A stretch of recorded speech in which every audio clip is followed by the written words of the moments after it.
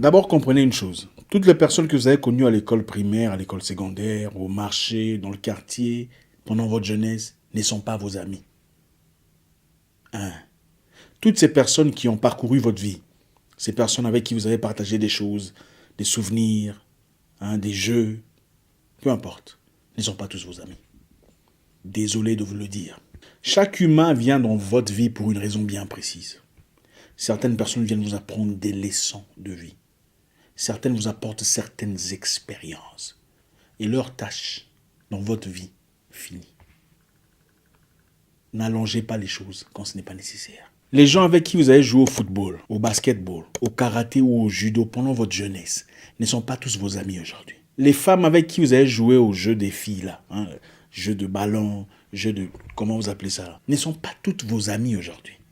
Plus jeune, ma mère me disait, un bébé, quand il naît et quand il grandit, il a besoin de lait maternel pour s'affermir. Il a besoin de soutien, d'affection et des choses douces pour se fortifier. Mais quand il atteint 5 ans, ou 6 ans, ou 7 ans, ou 8 ans, prendra-t-il encore le lait de sa mère? Absolument pas. Il aura besoin de manger des choses plus dures, plus consistantes, plus fortes, pour véritablement se fortifier. Ça ne veut pas dire qu'il négligera désormais le lait de sa mère.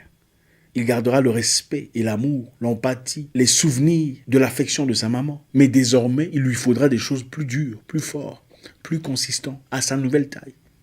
La même histoire peut être transcrite en ce qui concerne l'amitié. Il y a des amitiés qui étaient nécessaires dans votre vie, quand vous étiez plus jeune, quand vous étiez moins expérimenté, quand vous traversiez un moment spécifique de votre vie. Il y a des amitiés qui étaient nécessaires à l'école, quand vous découvriez le monde, quand il fallait comprendre ce qu'il y avait ailleurs. Et il y a des amitiés qui ne peuvent malheureusement pas aller de l'autre côté avec vous. Toutes les amitiés anciennes ne seront pas nécessairement renouvelables. Et ça ne veut pas dire qu'il y a la haine ou la méchanceté ou le mauvais sentiment. Ça veut simplement dire que l'être humain passe à travers des étapes, des cycles. Il y a des amitiés qui traversent et d'autres qui ne traversent pas. Vous pouvez continuer à vous aimer à distance. Ça, c'est la première chose à retenir.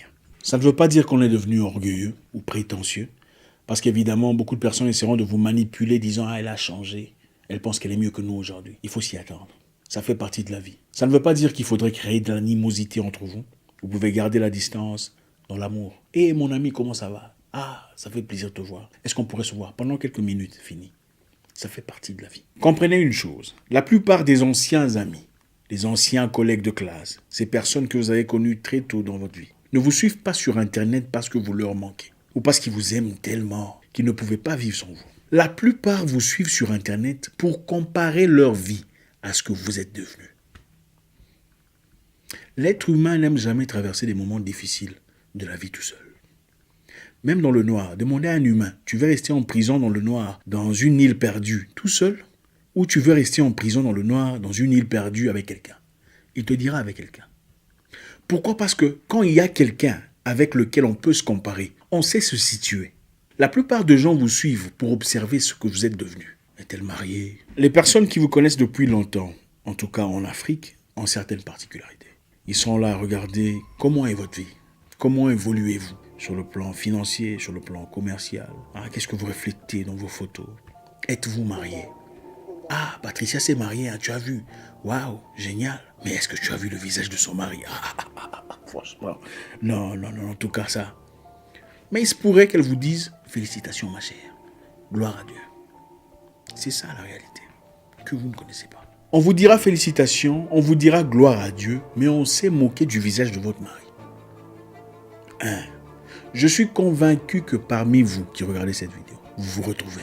Oui, vous avez peut-être déjà fait des commentaires sur quelqu'un. Vous vous retrouvez. Non, il n'y a pas que vous. Ne vous en faites pas. Il faut comprendre les humains pour savoir naviguer autour des humains. Pour avancer dans la vie, il faut savoir séparer les choses. Dans la vie, il y a plusieurs types d'amis. Et j'aime dire qu'il y a 3 types d'amis. J'ai fait une vidéo précédente. Ceux qui connaissent, ceux qui ne connaissent pas peuvent aller jeter un coup d'œil. Il y a les figurants, les camarades et les compagnons. Les figurants sont ces personnes qui ont vécu dans votre ville de naissance, par exemple. Vous avez été à la même école, vous aimiez les mêmes histoires, vous aviez les mêmes tendances, vous aimiez le même style d'habillement, hip-hop peut-être ou reggae, vous aimiez le même genre de musique, le même genre de garçons ou des filles, vous aviez les mêmes modèles, les mêmes tendances, les mêmes rythmes. Vous êtes devenus amis sur base de vos intérêts communs. Ce n'était pas le fait de s'aimer entre vous. Certaines choses vous ont réuni et votre amour était basé sur ces choses-là. Maintenant, à partir du moment où vous changez de tendance, vous aimez quelque chose de différent. Vous n'aimez plus les mêmes steaks ou le même genre d'homme, le même genre de femme. Vous n'aimez plus les mêmes genres de musique. Vous changez de direction. À partir du moment où vous ne regardez plus des films à longueur de journée comme avant, vous ne jouez plus aux jeux vidéo comme avant, votre amitié se meurt. Parce que vos tendances ont changé. Désormais, vous êtes devenu politicien ou vous consacrez plus de temps à la famille plus qu'à l'activité qui vous réunissait. Et les humains ont généralement tendance à mélanger les choses, pensant que les figurants étaient amis. Vous n'étiez pas amis. Vous aimiez la même musique. Vous aimiez les mêmes histoires, les mêmes tendances, les mêmes jeux vidéo. Vous jouiez au foot ensemble. Vous jouiez au basket. Vous aimiez la lecture ensemble. Aujourd'hui, la vie a changé. Vous avez différentes tendances. Ce qui vous réunissait se meurt. Le vrai visage apparaît. Ensuite, on a des camarades. Je n'entrerai pas dans les détails. Les camarades sont ces personnes avec lesquelles vous aviez les mêmes ennemis. Vous étiez au front contre les mêmes adversaires. Il y a un groupe de personnes que vous n'aimiez pas. Eux non plus n'aimaient pas ces personnes. Alors vous êtes légués en écurie ou en groupe pour lutter ou résister contre cette force. Très souvent, on a tendance à croire qu'on était amis. Mais ce n'était pas la réalité. La réalité est qu'on avait les mêmes oppressions. On faisait face aux mêmes difficultés. On combattait le même gouvernement. On faisait partie du même parti politique. Mais à partir du moment où vous changez de tendance, cet ennemi disparaît. Cette résistance n'est plus. Votre amitié se meurt. Malheureusement, l'être humain a souvent tendance à parler de sa vie personnelle aux camarades. Voilà les difficultés que je vis. Voilà la peine que j'ai dans ma vie. Ne comprenons pas que le camarade n'est pas nécessairement ami. C'est une personne qui s'oppose à quelque chose à laquelle vous vous opposez aussi. Malheureusement, un camarade peut devenir un ennemi très farouche. Il vous connaît. Il vous a étudié.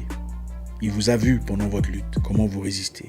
Comment vous vous appliquez. Si les choses changent, il sait comment s'équiper contre vous. Un camarade, c'est le genre de personne avec qui vous parlez de votre projet de vie. Vous dites, j'ai envie de faire ça, je veux peut-être ouvrir une entreprise ici, ou je mettrai particulièrement cette histoire, je mettrai la lampe ici. Et quelques temps plus tard, il va faire exactement ce que vous lui avez dit pour lui-même. Il prend vos idées pour appliquer ça dans sa vie, pour sa propre réussite. Le figurant et le camarade, quand vous avez des problèmes de foyer par exemple, devant vous ils font semblant. Ah, en tout cas il faut arrêter, il faut arranger les choses, tu vois.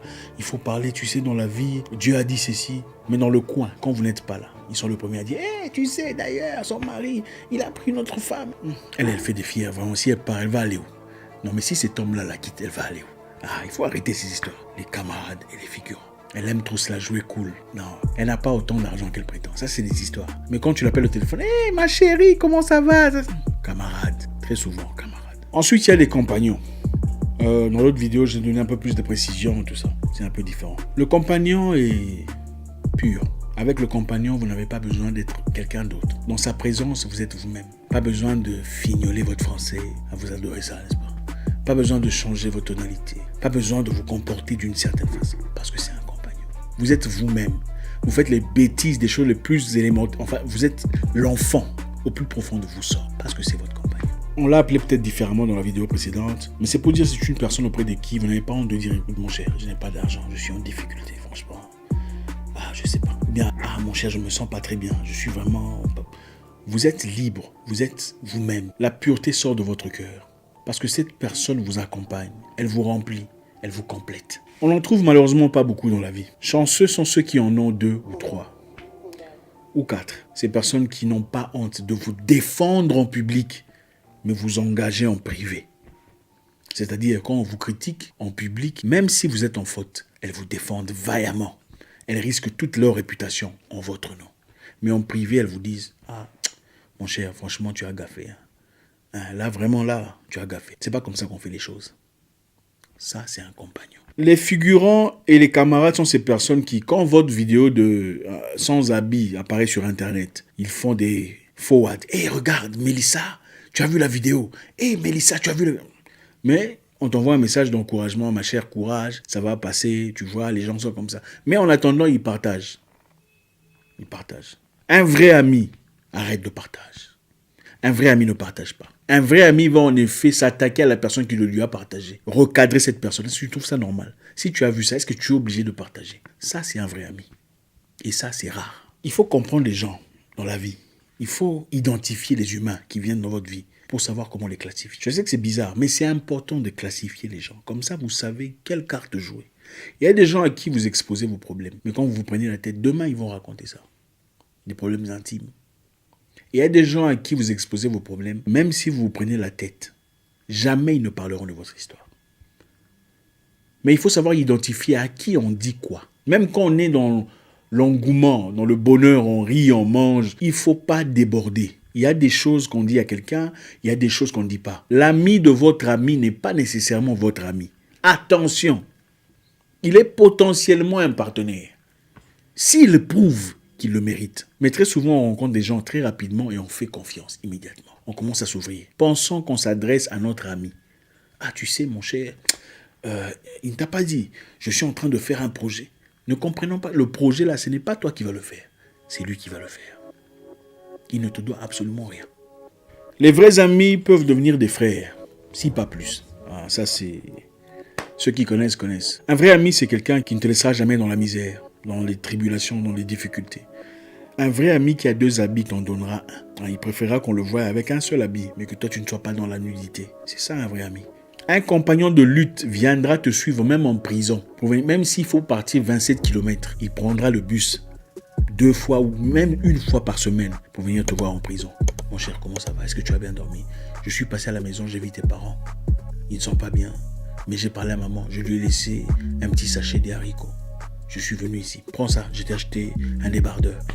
Bon, je vais y aller. On se revoit la semaine prochaine. Ça, c'est un ami. Un frère. Plus qu'un frère. Un vrai ami n'attend pas que tu l'appelles. Disant, ah, il ne m'appelle pas comme il ne m'appelle pas, moi aussi je ne l'appelle pas. Ça, c'est pas un ami. Si tu commences à te poser des questions pour savoir est-ce qu'il faut s'appeler ou pas, vous n'êtes pas amis. Identifiez-vous où vous êtes. Vous êtes camarade ou figurant.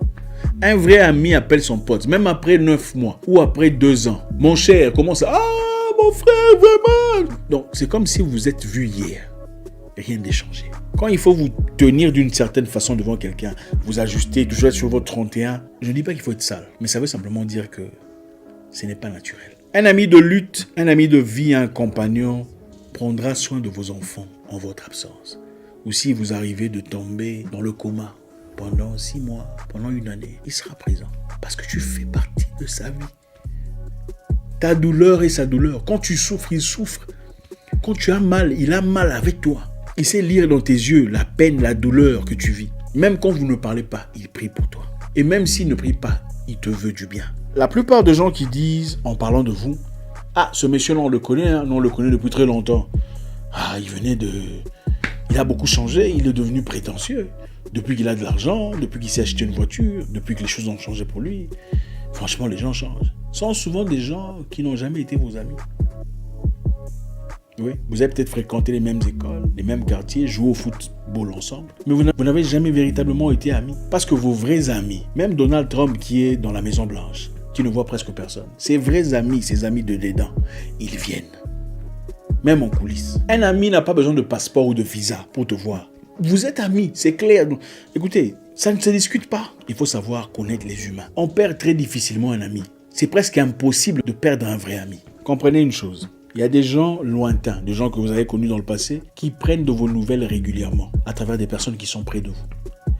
Ces personnes appellent pour savoir, hey, comment là-bas, comment ça se passe? Elle va bien. Ah, on a vu sur Facebook, elle a acheté une nouvelle voiture. Alors comment ça se passe? Elles le font régulièrement. Mais jamais n'oserait vous contacter vous directement. Pour vous dire, hey, félicitations, comment ça se passe? Elles ne le feront pas. Il y a des gens que vous connaissez qui contactent des gens autour de vous pour savoir si vous êtes vraiment heureux dans votre mariage.